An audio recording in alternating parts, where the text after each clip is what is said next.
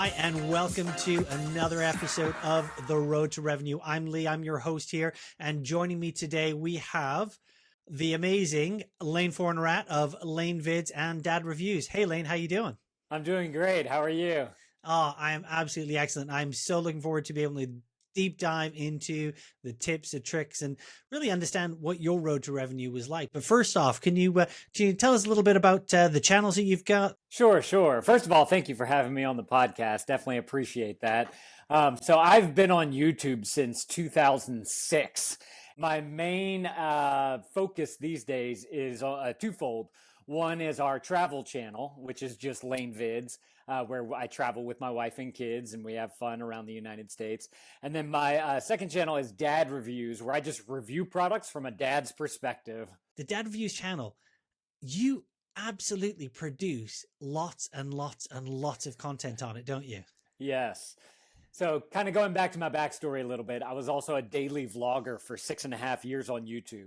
So I got really comfortable being in front of a camera and doing the same thing day in and day out until I got pretty burned out.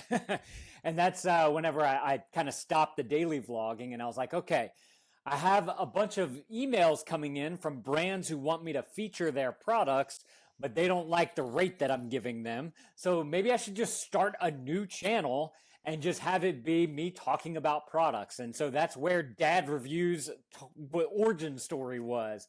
I was looking for a place to be able to talk about products, and I was so flabbergasted that nobody had the name Dad Reviews too. So I jumped in, just one day headstrong with it. I went for it, and lo and behold, we're almost at like 40,000 subscribers now. So it's been a roller coaster ride throughout the entire way, but it's been totally awesome for my business. And that's brilliant. I mean, first of all, I have to say, like, I'm surprised that Dad Reviews was still available when you went for it, because that was in 2017 as well. That was only like 5 years ago, or 6 years ago. So amazing that I was able to get that. But go ahead.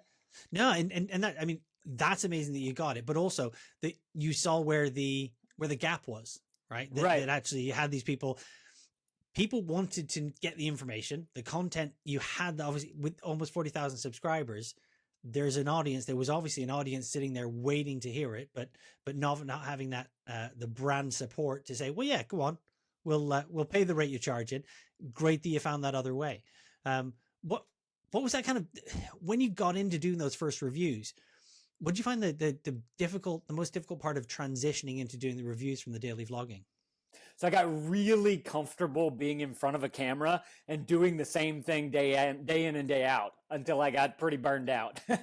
And that's whenever I kind of stopped the daily vlogging and I was like, okay, I have a bunch of emails coming in from brands who want me to feature their products.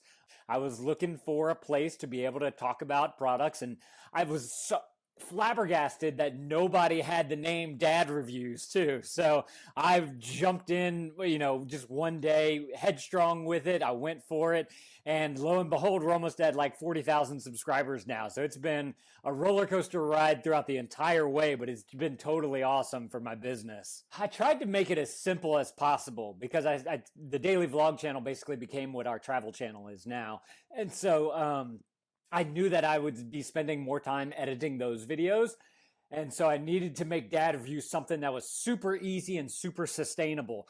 So I say, I'm going to give you more authentic, or hopefully more authentic product reviews from a dad's perspective with zero editing, basically. And then that it just grew and grew and grew. And it's taken on a life of its own. I've been able to hire other people to help me out with certain things. I'm honestly open to pretty much anything. Like, it's just me talking about products with an audience, right? Like, I just want to be able to, even if it's just an unboxing video, which I do tons of unboxing videos, because one, especially if it's a brand deal type of thing, I think that is the most authentic way that I can be truthful about what I'm saying about a product, because I'm literally taking it out of the box for the first time. And a lot of times I don't read the instructions on purpose in my videos because I want to know how intuitive the product is just from looking at it. Like, literally 5 minutes ago, I was playing with an electronic air pump and I was like trying to figure out what the buttons do. And I'm like, it's like, whenever you figure something out, there's this sense of joy and excitement that you just can't reproduce whenever you first figure something out. And that just happened like literally, 5 minutes ago before we got on this call. So it became, just because of the nature of the content, I think it's more adept to bringing in more revenue than some other, types of content that are out there, more like entertainment based and whatnot. YouTube, I can usually get up pretty quickly as well. So, that's kind of my biggest platform. And I knew that I could make the channel into something. And so from 2017, whenever I started the channel, that's where it all began. I knew that I didn't want to have all my eggs in one basket. And so I started to find ways to be able to get this content into other places. I remember thinking about a year later, I said, man, if I could just put these videos on Amazon, that would make this workflow just so much easier. And then lo and behold, there's the whole Amazon thing now where you can upload some video to them. And so I was able to do that, in the past couple of years, and that's done really well. I was trying some AI systems to be able to make short videos like opus.clip. It kind of let me know what I could do once I was able to reach these other platforms. I realized that was something that I kind of needed to focus on, not only just to be able to grow the platforms, but to be able to talk to the brands and tell them, look, this is what I can do for you whenever I have all this reach from all the platforms.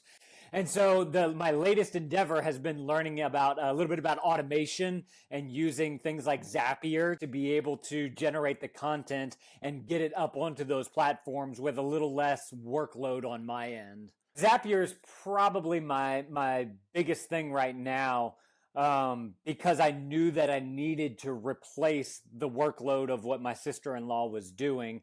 And I could have hired someone else, but all the training that I went through to try and train her, and then 4 months later her leave, like I didn't want that to happen again. And so I figured if I could find a way to build the automation, I could do that. And kind of my whole tech stack is built into that automation, and just running it through those processes so that I can make it happen on the back end with just a click of a button. I've tried to upload to 8 platforms at one time, and it's just so time consuming. I had to find a way to be able to do the amount of work that I do, because I'm also I'm also recording the videos all on my own. And that takes up hours and hours. And then to be able to do the upload for each of those individual websites is more hours and hours whenever I can just simplify it using something like Zapier. And then what's really cool is that in the Zapier workflow, I have a webhook for Geniuslinks in there. Since I already have the ASIN in the table, I can simply create a link in Zapier using the Geniuslink webhook, and then it brings that Geniuslink into my Zapier table so that I can push it out to all of those platforms and be able to have those Geniuslinks up onto there.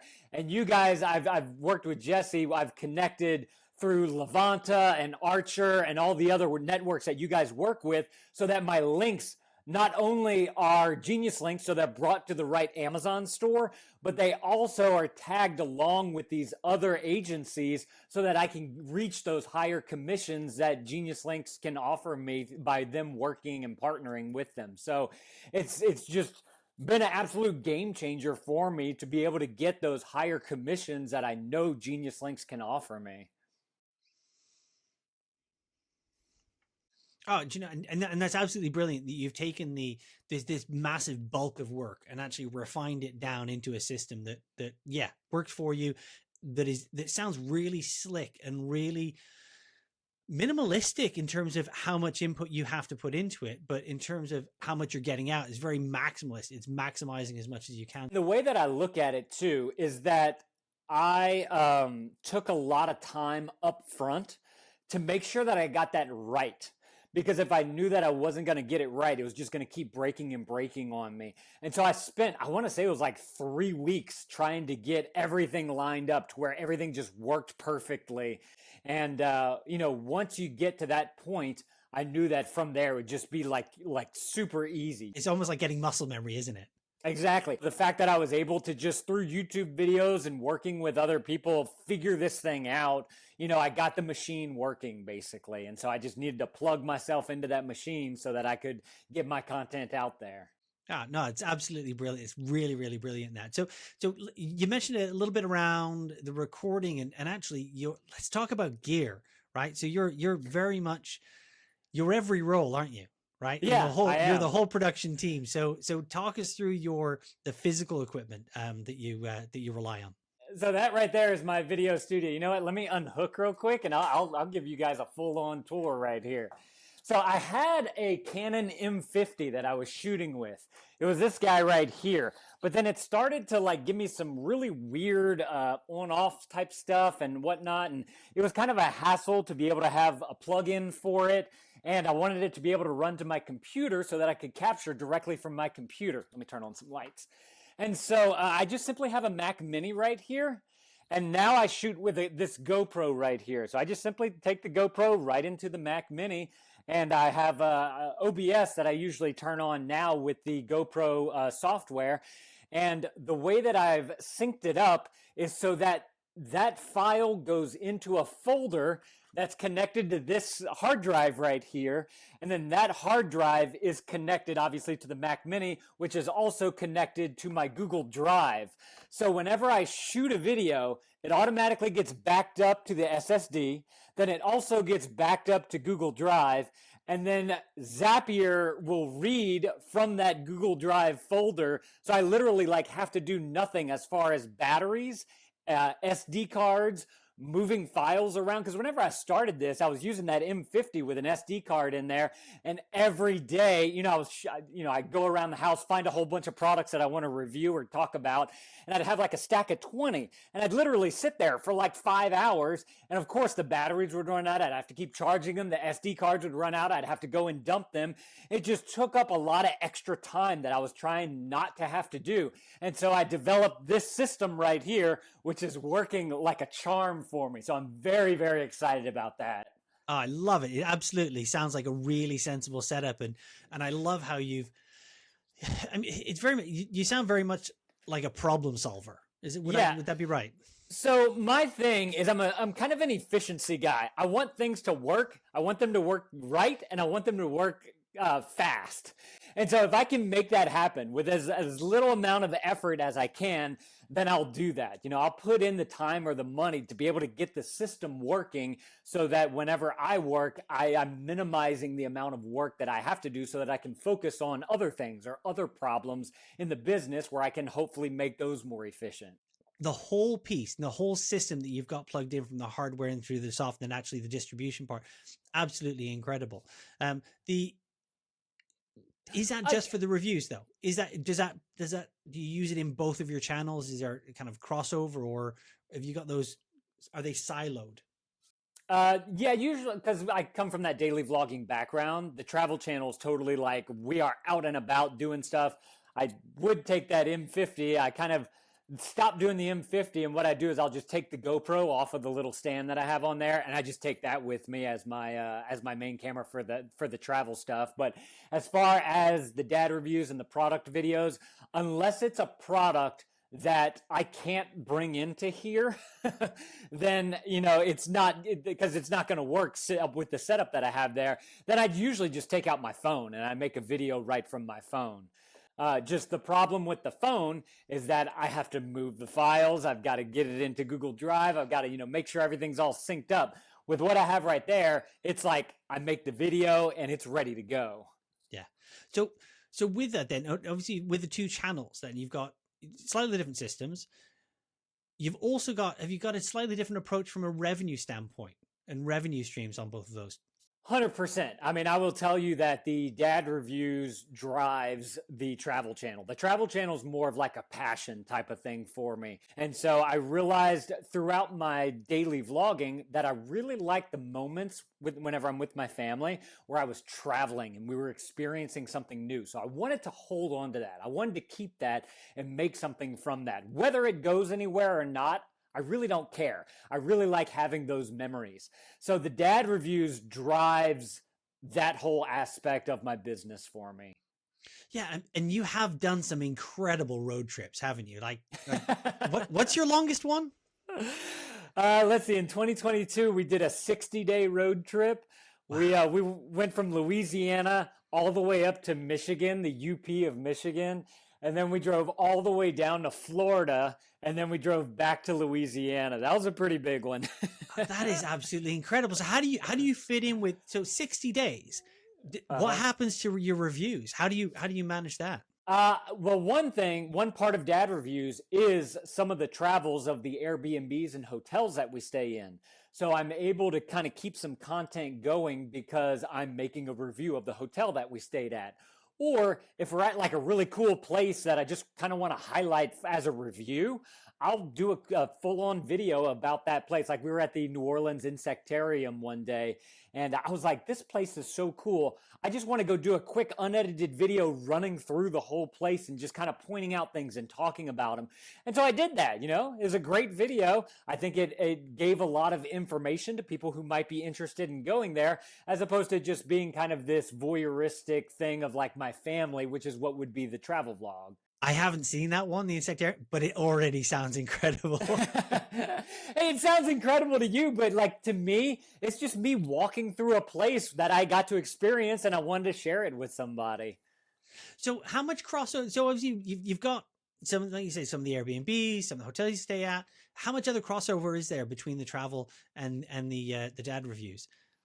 Obviously, whenever we're traveling, like if I see something that looks kind of cool, I might pick it up and come back to the house and shoot it. So even though I like on Dad Reviews, I'm not traveling. It's not a product that I traveled with. It's one that I may have grabbed from somewhere and brought it home to do. Like there was some astronaut ice cream that we got at some rocket science center, or there's some, my wife's a big tea drinker. So if there's some tea that she likes while we're traveling, you know, I take that and I'll go and, you know, make a cup of tea with it and do a little taste test of it or something like that. I'm really interested to know, is it the dad reviews pushing into the travel vlogging and the vlog? I mean, you were a daily vlogger, right? A daily vlogger. So that was the core of your knowledge, right? Really, really solid.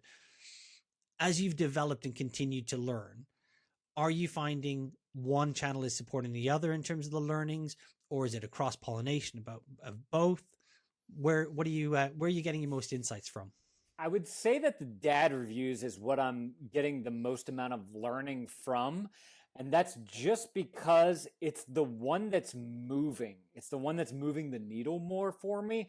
And so it makes me want to grow it more. And as you grow, you're going to come into more problems and you have to figure out how to solve those problems. And so that right there is the entire learning curve. In fact, I was thinking the other day about the whole Zapier workflow that I created.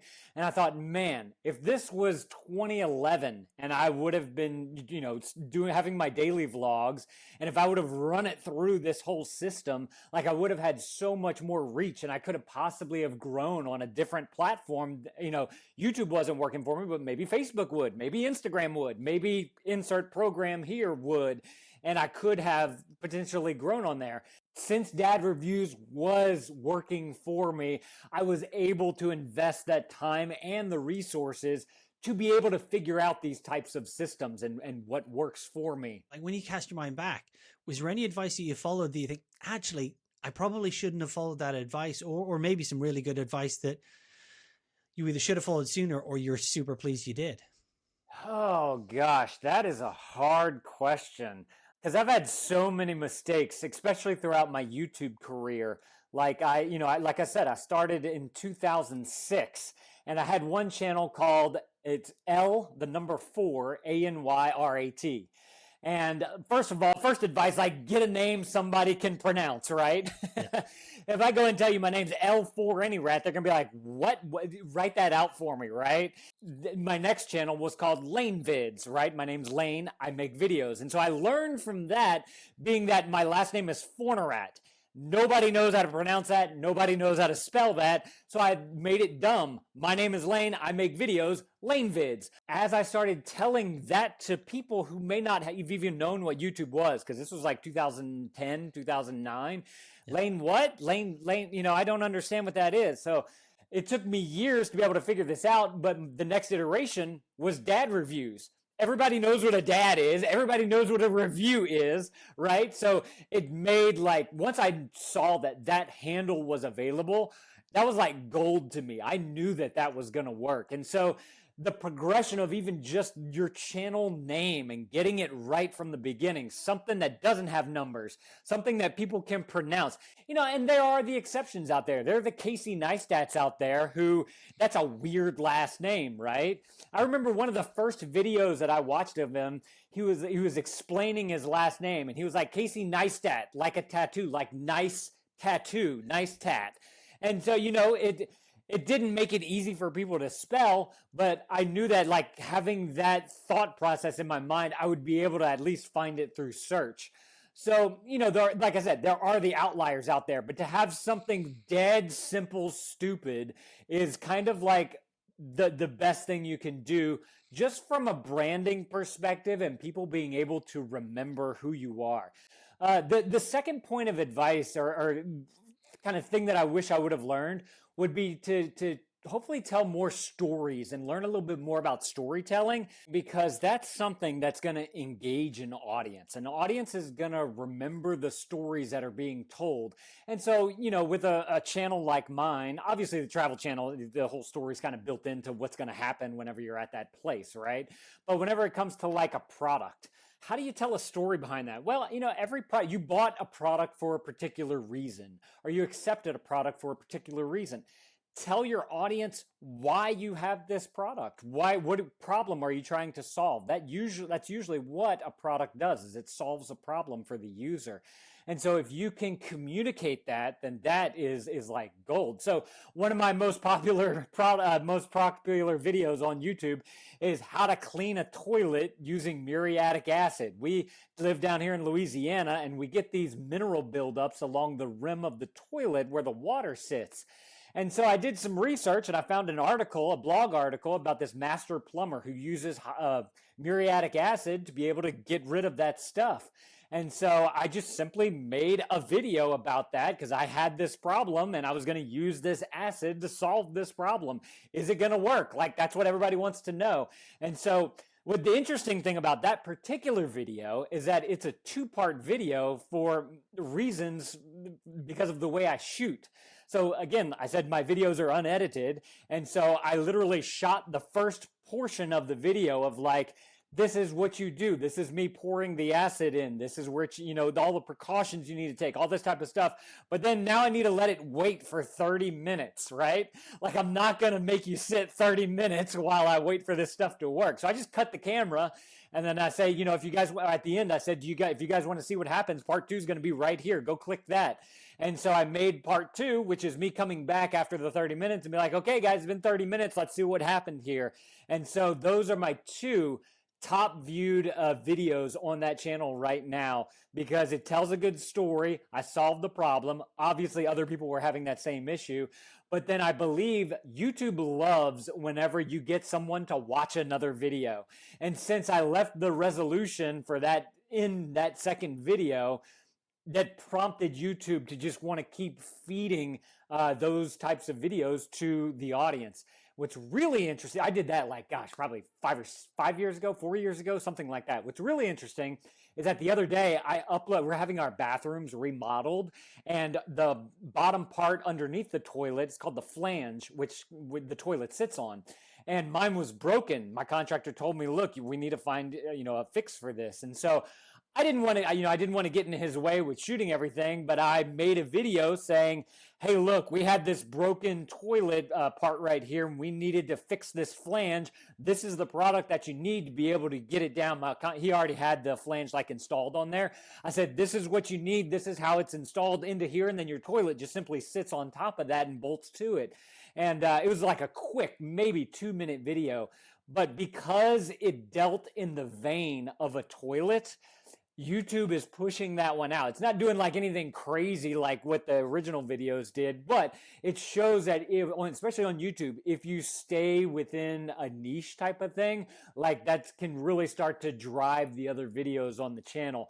That's one point in my video process that I could probably do better with, is trying to be more what's the right word? Trying to be more like sticky, more in the same niche as the videos that are doing well on the channel.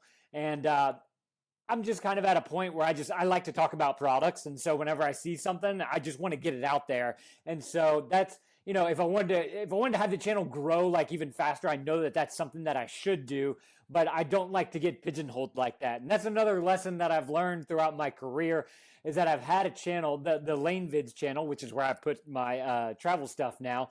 That started off as me just talking to a camera.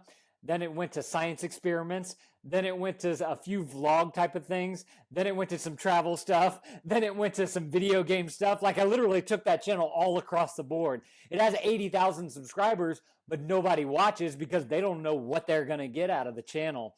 And so that's why I kind of made that channel be just like the passion project channel. It's kind of me, just what I want to do. I really like travel, so that's what I'm going to kind of focus on right there. I kind of given it a kind of niche, and hopefully we can turn around the channel. If not, whatever. It doesn't matter. Dad Reviews is driving it right now.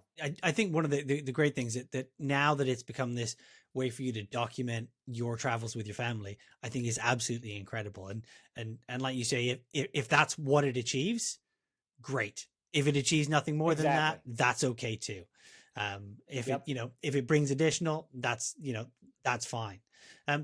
So coming back then a little bit to talking about the revenue streams and we love all our clients, and great to have you in the Geniuslink family, but talk us through what your revenue streams look like.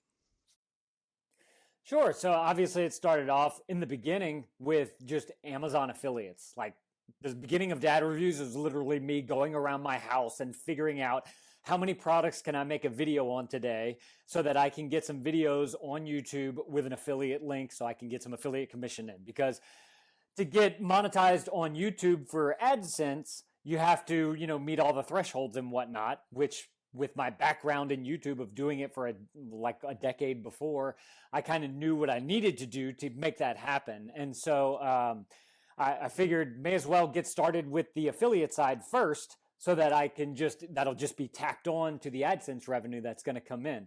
And then, of course, like I said, I started the channel with brands in mind because I was getting those emails, for brands who want me to do something on the LaneVids channel, but they didn't want to pay the fee because I knew I had 80,000 subscribers there. And so I knew that was there. I just didn't think that I could tap into it quite yet because I didn't grow the Dad Reviews channel enough, but I was still getting those leads coming in, which was nice. So I had the affiliate stuff working. Eventually I got the YouTube ad revenue coming in. And then once I saw, some traction going on here, I realized I could get product in from brands, especially once I used up everything in the house that I could make videos on. Figure, may as well hit up some of these brands to see if there's something that I can do for them and we can kind of partner together on those types of things. And so I made, unboxing videos for them, or, I tested it out for a while and I go, show how it affected me or whatever. And so those were kind of the three that I first started with. And then it was probably 2 years into it where someone at Geniuslinks, I think it may have been Matt, reached out to me and he said, look, through our links, if you use our links, we're able to get your sales from people who are outside of the US. And I was like, oh, that's really interesting. At first, I was kind of like, is this legit? Because y'all's service is like $5 or $10 a month or something. It's not expensive at all, which is something that was interesting to me.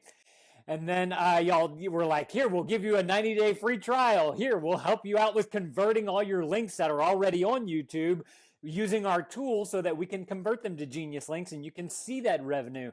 And so I was like, okay, this is like, it would be dumb for me not to do this, right? And so I went ahead and I went through the 30-day or 90-day trial, whatever it was. I don't even remember to this day. And I immediately saw sales coming in from Canada, from the UK, from Germany, from, wherever. There's like 20 Amazon storefronts that are out there that if you plug in a Genius link to it, you can tap into that, which is super cool.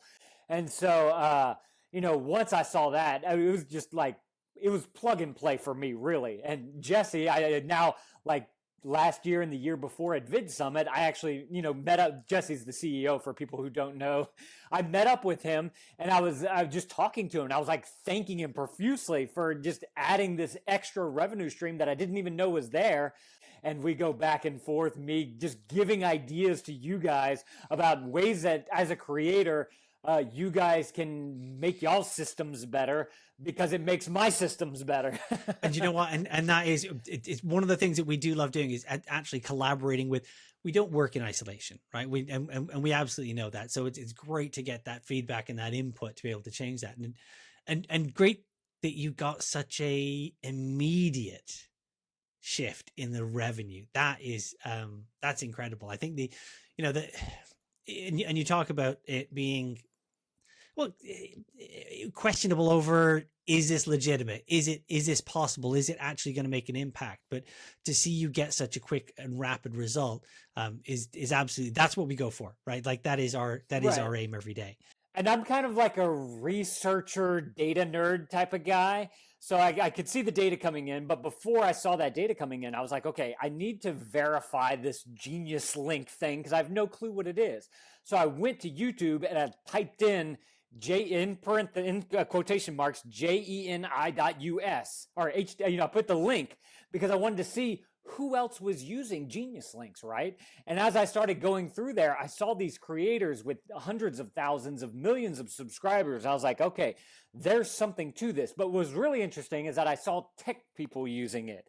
And tech people are kind of like at the forefront. They know what they're doing. They know what they're talking about. In particular, I saw Linus Tech Tips, right? And so he uses Geniuslinks. And I was like, okay, this is that right there legitimatized it for me, and I knew that I could at least test it out and see if it was something that was going to work for me. Right. So where do you see yourself going then? I mean, you've gone from and you've got a really interesting story, right? Starting off as a travel vlogger, doing that daily, hitting the point where you burnt out. Yes, you've taken that channel all over. With every single niche and topic that you can think of, and now you've settled it down into your travel. You've got data views, which is rock solid. What do you see over the next year? What's coming up in 2024? So for me, it's all about distribution. I've worked like I said, 3 weeks to be able to make sure that I got, and it's still not even fine tuned the way that I want it to be. Because since all of my videos are unedited, all of my file names for all my databases is MVI_1234, IMG_2568. I have no clue what those means unless I look at my spreadsheet. So I'm trying to find a way to where I can use the spreadsheet to be able to create a column that changes my file name to what the actual name of the product is, or what the title I have for the video is, hopefully with the ASIN as well, because I already have that data in that spreadsheet. And then I wanted to update that drive that I showed you guys so that it would automatically update all those files and then automatically update them on Google Drive. And so that's like the next kind of biggest hurdle that I have for myself. You're always going to be trying to fine tune the gears of your machine to be able to make it work perfectly. And I'm not even at there yet, but I'm at a point where I can at least get all this stuff distributed out. And so that's kind of my thing, is I want to build up all of my other platforms. I know YouTube in and out. I can squeeze every little bit that I can get out of YouTube to be able to make the most of that for me. And now I'm looking at Twitter, I'm looking at Facebook, I'm looking at TikTok and Instagram and, all the other social networks that are out there, LinkedIn, Pinterest, all those little ones that not a lot of people are paying attention to, but I know need to be on my radar. There's other ones out there that I'm looking at that I know other creators are not even tapping into. I mean, there's Clapper and Telegram and Like to Know It, Reddit, We Are 8, Snapchat, there's just the Rumble, Truth Social. There's so many of them out there, and I'm wondering, okay, where's the API so that I can plug that into my machine so that I can get all of this content going up to there. And so that's kind of my biggest push right now is distribution, and whether I need to, whether there's a way that I can plug it into my machine, or if I need to hire someone as a new plug so that they can get that content out there. Brilliant. I mean, you are right. There are more and more networks and distribution channels than one person can absolutely possibly do. So yeah, plugging them into your machine, absolutely, I can see that. Is there one that you're thinking is probably, and I don't mean the golden goose, but is there one that you think, yes, that's the one that actually really feels super untapped for you? Probably Facebook. Being I'm a dad and I'm about 40 years old, 42 years old, you know, a lot of my audience is kind of, you know, either they look at me as a fellow dad, or it's younger guys who are coming in and wondering, like, you know, what kind of dads do I need? Because I'm, you know, my wife's pregnant and I need to figure out what I need to buy because I've gone through, you know, I've got 3 kids. I've gone through a bunch of baby products, right? Or it's younger guys who don't have a dad in their life, and they kind of look to me as a father figure for them, which I'm fine to be. I think that that's great. And so I think Facebook is kind of where some of that demographic is. And just the nature of Facebook of being able to put a post with a link in there that's clickable. Because, you know, a lot of the other social networks like TikTok and Instagram, it's a link in a bio or something like that. And, you know, I'm a guy that I've got like, I don't know, like 2,000 videos out there, all with different links. I can't put 2,000 links in my bio, right? That doesn't work for my system.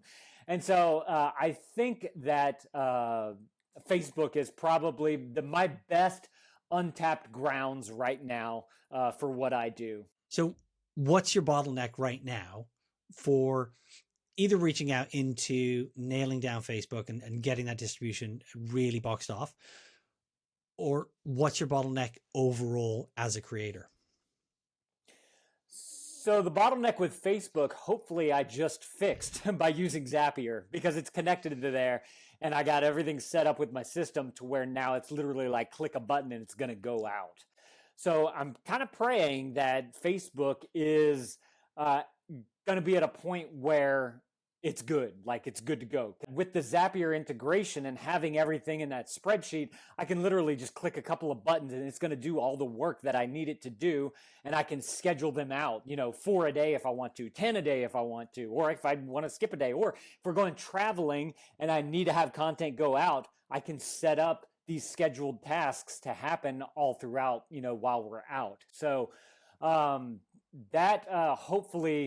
hopefully that was kind of like, it was my bottleneck and I've waved my magic wand already on it to make it work. So what about more generally as a creator then? What do you know, as someone producing all these videos, do you have a bottleneck? Yeah, there's going to come a point where there's going to be other social networks that are going to come on board, or there's going to be ones that I want to tap. I mean, there's some of these networks out there that I literally can't plug into my machine because their API is not good enough to be able to make that connection.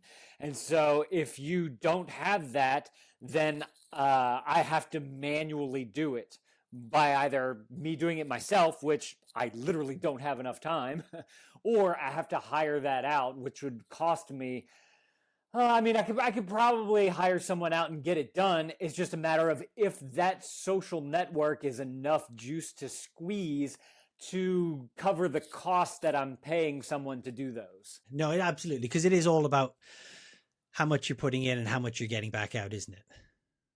Right. And I know that I can reach people with the networks that I have. So I'm not totally, it's not like I'm not reaching somebody. So I feel like my content is valuable in that way. The fact that it is out there and it is reaching someone, I just want it to be able to reach, you know, to all the networks that people are on that are my demographic. You know, I'm not trying to reach everybody, but I am trying to reach everyone who is my demographic on whatever network they're on. And there's probably guys out there who are on rumble.com, and I just don't have a way to plug into Rumble yet. That's one thing that I'm trying to figure out currently. So on this solving, and we go back to this recurring theme of you being this problem solver, which is absolutely incredible. And being a data geek, so you're a kindred spirit. What are some of the surprising thing that you've discovered, found, or experienced as you've been going through this journey as a creator? Probably like to not be afraid to try something. I'm kind of a person where I get very loyal to something, and I think I start to believe like that's the only way that it needs to happen. But then, like going back to the whole Zapier or even Geniuslinks in the beginning, like I was nervous to try that because I already had something working on YouTube for myself with the regular Amazon associate links. And I was very reluctant to try something new because I didn't want to mess it up. But then I saw, I did my research, I did my data collection, and I was able to plug in Geniuslinks, and it worked like a charm. Networks, I need to figure out a way to where I can make this happen, and I need to find a way that I can do it at scale. And, I did a bunch of digging, and I found Zapier, and using the ChatGPT plugins that they have really solved that problem that I was having. So Zapier, you've got absolutely nailed down, but you've also mentioned ChatGPT, and you mentioned earlier on Opus Clips. And where do you see AI, or do you see AI being integrated into your workflow? How do you see that changing over the next year or so? So, I mean, it's already, once I saw that Zapier had integrations with ChatGPT, I knew that it was going to become a part of my workflow. Honestly, going back to bottlenecks, one of the bottlenecks I'm having right now is ChatGPT only allows certain amount of like credits or whatever. And, otherwise the system gets bogged down. So hopefully throughout the year, they get that fixed out because that's, affecting me. As far as like AI, just kind of in general with my thought process on it, is I'm already using it to get transcripts from MP3s. It's processing that so that I can get a title and a thumbnail, and it can tell me what product I'm talking about in there. Thumbnail generation is something that's interesting to me. That's actually a test that I'm doing right now. I've got probably 5 videos on dad reviews where I was like, I told ChatGPT, based on this video's transcript, generate a thumbnail for me. Wow, right? That's interesting. And it spit something. Yeah. So it's been and I wanted it to be, again, going back to authenticity. I wanted it to be a thumbnail that represents what I'm saying in the video. I use a TubeBuddy, which is they have A/B thumbnail testing. Yep. And I'm currently running tests right now which compare either a thumbnail that I generated a long time ago whenever I used to make all my thumbnails, or a ChatGPT thumbnail, and I want to see which one works better. Or it's whatever the thumbnail is that YouTube picked from my video because I didn't have time to create a thumbnail. That's another point, another bottleneck for me probably is thumbnail creation, because I knew if I get my thumbnails better, I'll get more clicks, and that'll lead to more clicks through Geniuslink and whatnot. Right. But so that's the one reason why I want to test ChatGPT, because if I don't have to pay someone to do it and I can use ChatGPT, 1, it's probably going to be more cost effective. 2, I can do it at scale. And 3, hopefully they perform better. I'm actually doing a big test of this on my travel channel because I kind of found like a style that I like with that I could get ChatGPT to reproduce fairly the same. And so right now, like it was a 45-day road trip that I set it up to where every day, all 45 of those videos switch from a ChatGPT thumbnail to whatever YouTube generated type of thumbnail. Right. And I'm kind of curious. I'm really curious to see what the data is going to be from that. Oh, we'd absolutely love to see how that turns out, because I think that obviously A/B split testing on overall is incredible. On thumbnails, absolutely, really, really important. We definitely want to hear how that goes. I just don't think ChatGPT is at a solid enough place right now, at least for my content, to be able to create a thumbnail that's going to outperform the thumbnails that I can generate, or just even a still image from YouTube. And I want to go back to my origin story. I was looking at trying to buy a hiking backpack because we like to go hiking whenever we travel. And so as I was going through videos on YouTube, this was before I even started Dad Reviews, I found this guy who was sitting on the edge of his bed talking about this hiking bag that he got. It was an unedited video. The lighting in it was horrible, but it was enough to where I could see like what he was talking about. And he was just fumbling around with this thing, being very tactile with it. And I said, wow, if I could create content on a channel that did the same thing as this guy, because this is what I like. I knew that there was an audience for it because it's what I liked. And it just had better lighting, better audio, and a little bit more of a personality. I have a background in performing arts. I should have mentioned that at the top of the video. So that's why I'm kind of animated. I talk with my hands and my voice goes up and down. You know, I know kind of how to talk to people. And I was in sales. I was a jewelry salesman for a while. So I know, like, you know, features and benefits and how you want to weigh those whenever you're talking to someone, whenever you're talking about products and all that type of stuff. And so I knew if I kind of took all that information that I knew even before, like I was even thinking about making the channel, if I were to put that into this type of video content, that I would think would do well. And I mean, the channel's at, I mean, we're like 100 subscribers away from 40,000 subscribers, and revenue wise, it's the thing that's, you know, fueling our business right now. So with AI, if there's a way that I can plug in better thumbnails to be able to enhance that even more, that would be good. But like I was saying, I just don't think that it's there yet, because that authenticity that I was looking for whenever even I was just scrolling through looking for thumbnails to click on a video for that hiking backpack, like the guy holding the product in his hand, sitting down on his bed, and maybe not even the best lighting, like that intrigued me, because I feel like I'm going to get a truly authentic video out of that. Yeah. No, and that's a really interesting angle as well, because is it totally counter to your channel presenting an AI generated, because what you do is 100% authentic and genuine. Right. And it'd be curious to know, like, from a channel like Mr. Beast, if he were to, one, not use like his very fancy thumbnails that he pays how many thousands of dollars to get created, right?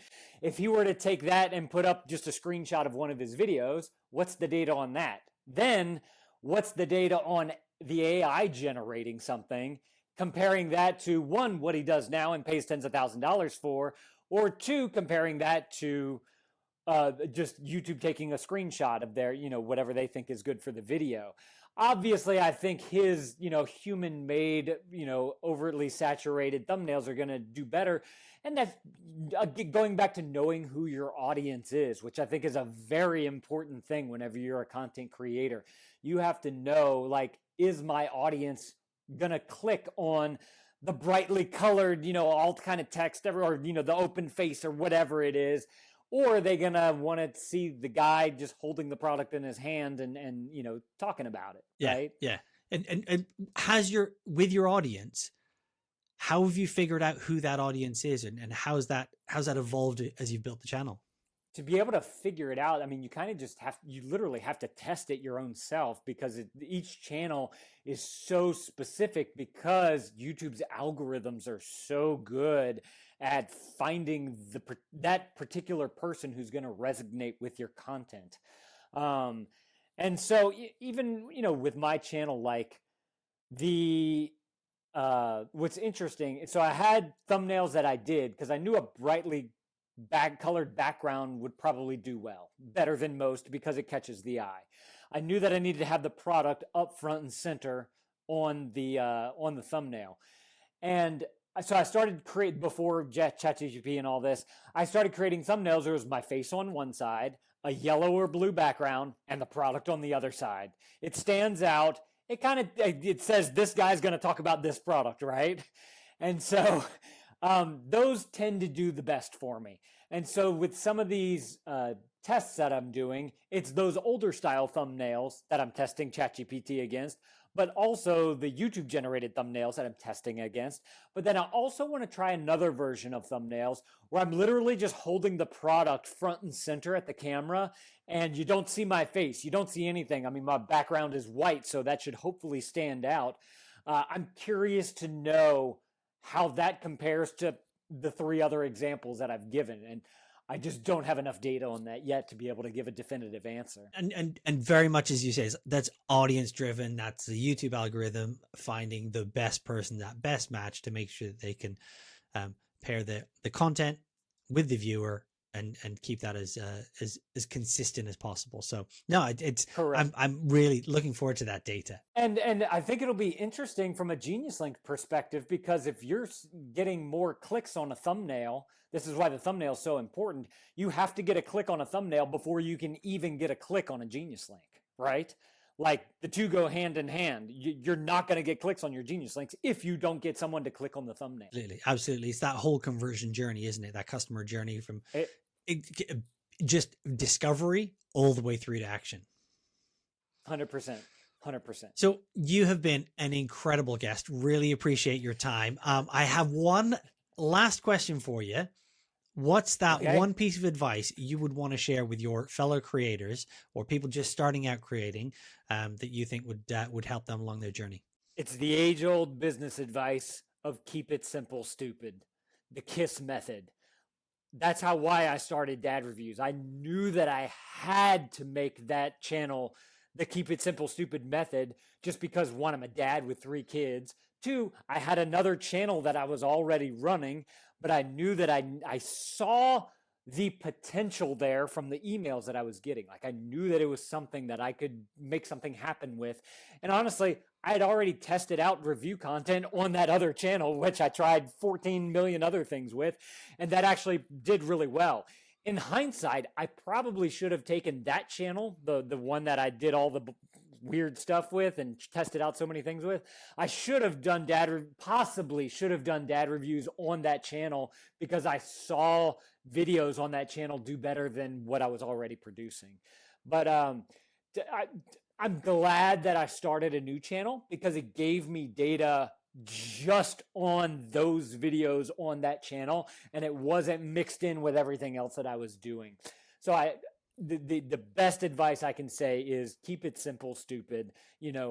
Make it the easiest thing that you can do, not only just for longevity, but just for getting started. Whenever you're starting as a creator, you have to get in those reps of making those first few videos.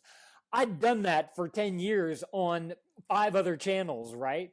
Like, I knew how to talk to the audience. I knew what they wanted. I knew how to work with brands because I'd done that in the past. It's just a matter of like this cacophony of everything that I had learned and worked towards working on this one channel. And now I'm trying to build out how do I take all that and amplify it and do the 10x thing on that channel. Brilliant. Thank you. That is absolutely rock solid advice. Definitely worth paying attention to. So thank you very much for that. Finally, where is the best place to find you online? So the YouTube channel is youtube.com/dadreviews. Everything else is LaneVids. I'm LaneVids.com.